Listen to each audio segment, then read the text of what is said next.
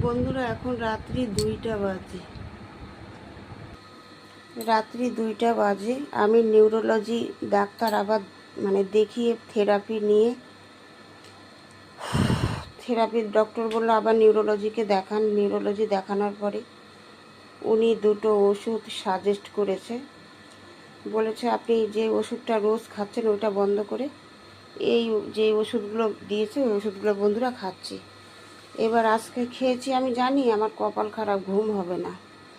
এবার ওষুধ খাওয়ার পরে যাই হোক বন্ধুরা, দেখো রাত্রি 2টা বাজে আমি বেসিনে বাসন ছিল মাজলাম রাত্রি 2টার সময়, বাসন টাসন মেজে রান্নাঘর রাত্রি 2টার সময় পরিষ্কার করছি। বন্ধুরা কেন করছি সেটাও বলছি। রাত্রি 2টা বাজে, ওই যে বললাম ওষুধের কথা, ওষুধ খাওয়ার পরে প্রচণ্ড পেটে কুনকুন করে ব্যথা করছে, চোখে তো ঘুম নেই, অসহ্য পায়ের যন্ত্রণা। আমি থেরাপি নিচ্ছি প্রতিদিন, আজকে 1 মাস হলো থেরাপি নেওয়া।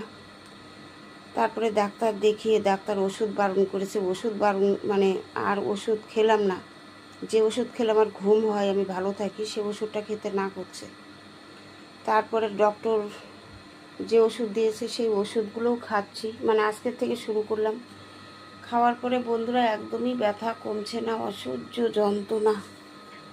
তো তাই রাত্রি 2টা বাজে, আমার তো ঘুম নেই, আমি শুধু হাঁটাচলা করছি রাস্তার মধ্যে, এই বারান্দার মধ্যে। তাই ভাবছি বসে থেকে আর কী করব, টান্নাঘরগুলো একদম পরিষ্কার করে রাখি। আর বন্ধুরা যখন 2টো বাজবে না, 2:30 3টা বাজবে, এত ঘুমের নেশা হবে আমি থাকতে পারি না।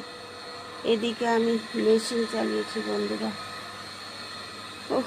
তাই ঘর দুয়ারগুলো সব পরিষ্কার করে নিলাম। সকাল হতেই আমি স্নান করে পুজো তো দিয়ে, যদি আমার চোখে ভগবান একটু ঘুম দেয় তাহলে একটু ঘুমোতে পারবো।